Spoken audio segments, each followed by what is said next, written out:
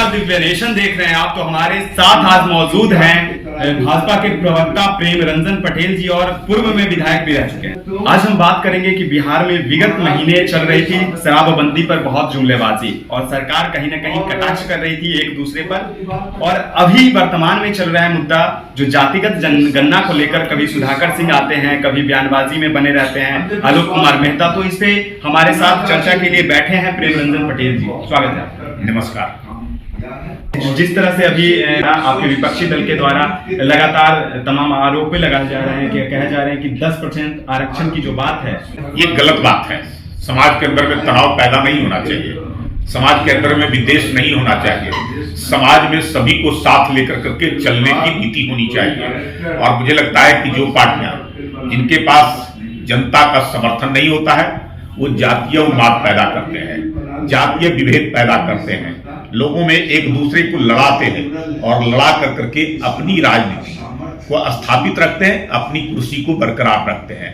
जो कभी समाज के अंदर में बुरा बात साफ करो, कभी कुकुर मारो की बात करने वाले, कभी जो ऐसे A to Z अपने आप की पार्टी को कहने वाले, कभी जो ऐसे माई समीकरण बना कर करके राजनीति करने वाले, वैसे लोग तो समाज में विद्वेष पैदा करेंगे ही। लेकिन जनता अब जान चुकी है, जाग चुकी है। ऐसे लोगों से अब जनता बच के रहेगी। जनता को विकास चाहिए और विकास के लिए आवश्यक है कि हम सब लोग मिलकर करके समाज के अंदर में सामाजिक सद्भाव, सामाजिक मित्रता, एक दूसरे में सौहार्दपूर्ण वातावरण इसी के माध्यम से कर सकते हैं। शिक्षा मंत्री का बयान है कि श्री रामचरितमानस का जो पाठ है वो कहीं ना कहीं पूरा उस ग्रंथ को ही गलत बता दिया, जिसे उनकी अज्ञानता है। कहने के लिए वो प्रोफेसर है, PhD डॉक्टर लिखते हैं, लेकिन मुझे लगता है कि वो चरवाहा विद्यालय से पढ़ करके आए हैं। शुरुआत समय में चुनाव लड़ने के समय उनका नाम चंद्रशेखर यादव, फिर प्रोफेसर चंद्रशेखर। और मैं वही कह रहा हूं कि उनको पूरा उसका ज्ञान होना चाहिए। रामचरितमानस पढ़ना चाहिए, उसके भावार्थ क्या है, गलत तरीके से गलत रूप में पेश करना उस चौपाई को, दोहे को, ये मुझे लगता है कि समाज के अंदर में तनाव पैदा करने के लिए उन्होंने किया है। अब जिस चौपाई का उद्धरण उन्होंने दिया है वो दूसरे संदर्भ में काग भुसुंडी के साथ जो ऐसे वो वार्ता हो रही है और उस वार्ता में काग भुसुंडी अपने पूर्व जन्म की गुरुजी से की हुई बातें को बारे में वो बता रहे हैं और उसको वो जो है गलत तरीके से पेश किया है। तो मुझे लगता है समाज के अंदर में इसी प्रकार का विद्वेष, तनाव पैदा करना उन लोगों को कराता है, धार्मिक भावनाओं को ठेस पहुंचा कर करके और जातीय उन्माद, जातीय लड़ाई लड़ा कर करके और वो अपनी राजनीति करना चाहते हैं। अब जनता इन सब लोगों से परहेज करने वाली है। जनता को सब पता चल गया है कि कौन क्या कर सकता है। इन लोगों को विकास से कोई मतलब नहीं है, कोई जो ऐसे आम जनता के समस्याओं से मतलब नहीं है। तो पहली कलम से 10 लाख रोजगार और जब नीतीश कुमार आए तो 10 लाख और रोजगार कोई रोजगार नहीं। ये तो पता चल रहा है ना कि 3 साल, 4 साल, 5 साल पहले एनडीए की सरकार में जो रोजगार लोगों को मिला था उसको नियुक्ति पत्र बांट रहे हैं, दोबारा जो है नियुक्ति कर रहे हैं। ये रोजगार नहीं है। अब उनके समय में तो घोटाले हो रहे हैं, लगातार जो है भ्रष्टाचार है, बालू माफिया, शराब माफिया, सब लोग जो है पूरा अपना आकंठ में डूबे हुए हैं। जनता जो है जनता त्राहिमाम कर रही है और वो लोग ऐश मौज कर रहे हैं। केवल दिखावे के लिए नियुक्ति पत्र बांट रहे हैं, उद्घाटन कर रहे हैं, शिलान्यास कर रहे हैं, इसके अलावा तो कुछ हो नहीं रहा है। सत्ता दल ने कहा कि जब शराबबंदी हुई थी और विगत महीने जब शराब से बहुत लोगों की जहरीली शराब से मृत्यु हुई तो कहा जा रहा था कि सत्ता दल के जो उस समय वर्तमान में बीजेपी थी वो भी तो शराबबंदी में सम्मिलित थी। शराबबंदी तो हम लोग कर रहे हैं कि जिस समय शराबबंदी हुआ था हम लोग सरकार में नहीं थे, लेकिन हम लोगों ने कहा कि शराबबंदी अच्छा काम है, इसलिए हम लोग सरकार विपक्ष में रहते हुए, सरकार से बाहर रहते हुए हम लोगों ने शराबबंदी को हम लोगों ने समर्थन किया था। लेकिन इसका मतलब ये नहीं है कि शराबबंदी का कानून बन जाए, शराबबंदी हो जाए और उसके बाद शराब की बिक्री धड़ल्ले से होती रहे, माफिया तत्व सक्रिय रहे, बड़े बड़े व्यवसायी शराब के और वो अपना काम करते रहे और लोगों को जहरीली नशीली शराब दे कर करके उनको मौत का नींद सुलाते रहे। अब तक जब से शराबबंदी हुआ है 1000 से अधिक लोगों की मौतें जो है जहरीली शराब से हो चुकी है।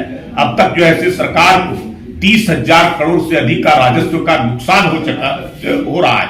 और दूसरी तरफ जो है कहा जाता है पियोगे तो मरोगे, उनको मुआवजा अगर देने की बात होता है तो मुआवजा नहीं दिया जाता है, जबकि जो है शराब बंदी अधिनियम कानून में इसका प्रावधान भी किया गया है, उसके बावजूद नहीं है। तो सरकार उन माफियाओं को मदद करती है, संरक्षण देती है, और दूसरे तरफ आम जनता को उनको जो है त्राहिमाम कराती है। बिहार के मुख्यमंत्री अभी समाधान यात्रा पर है और कहीं ना कहीं पीएम मटेरियल की बात कहते हैं, और उस दूसरे तरफ कांग्रेस के जो राहुल गांधी हैं वह भी भारत जोड़ो यात्रा पर है। तो कौन बनेगा, क्या योजना लेकर चले हैं? कहते हैं कि एक दल है, एक नीतीश कुमार बनेंगे ही बनेंगे 2025। सबसे पहले तो कोई प्रधानमंत्री का जो है सपना लेकर करके गए वो पूरा नहीं होने वाला है। प्रधानमंत्री की वैकेंसी नहीं है, और एक अनार 100 बीमार, विपक्ष में जो है दर्जनों भर उम्मीदवार हैं।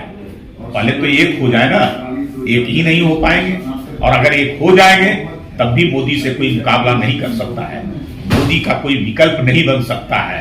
और मुख्यमंत्री तो नीतीश कुमार अभी है, लेकिन किस दिन हट जाएंगे ये पता जो है नहीं। तेजस्वी यादव तो पूरी तैयारी कर चुके हैं, कभी भी किसी समय नीतीश कुमार को मुख्यमंत्री से बेदखल कर करके उस कुर्सी पर बैठ जाएंगे।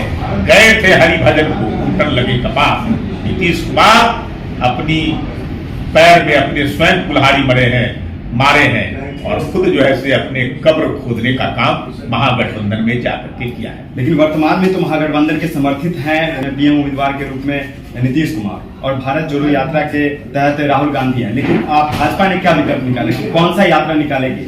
कोई यात्रा की जरूरत नहीं है। हमारी विकास यात्रा जो प्रारंभ हुई है और देश को सर्वोच्च शिखर पर ले जाने का, वो यात्रा अनवरत चलता रहेगा। देश को मजबूत सशक्त बनाने के लिए, देश को परम वैभव पर ले जाने के लिए, देश को विश्व गुरु बनाने के लिए, और वो मोदी के नेतृत्व में आज साकार होता नजर आ रहा है। दुनिया में सबसे चर्चित व्यक्ति, सबसे पावरफुल व्यक्ति, सबसे ज्यादा क्षमतावान व्यक्ति आज नरेंद्र मोदी है। उसका दुनिया के अंदर में कोई विकल्प नहीं है, तो भारत में कौन विकल्प बन सकता है?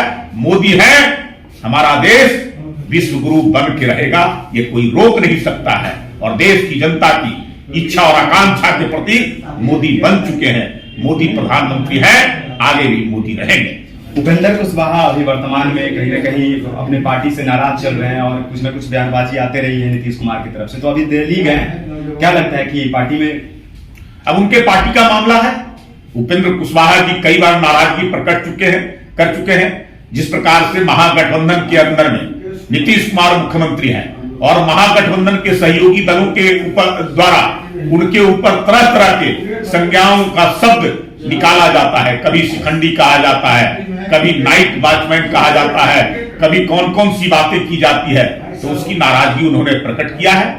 अब देखिए आगे आगे क्या होता है। तो अभी हमारे साथ वर्तमान में मौजूद थे बीजेपी के प्रवक्ता प्रेम रंजन पटेल जी, और क्या कुछ कहा बिहार की राजनीतिक सरगर्मियों के बारे में, और किस तरह से यह राजनीतिक चलने वाली है आगे के समय में, और नीतीश कुमार किस तरह से जो समाधान यात्रा निकाल रहे हैं, और उस पर जो उनका मंतव्य है पीएम बनने का, वो कहीं ना कहीं असफल रहेगा, क्योंकि बिहार का विकास सबसे पहले जरूरी है।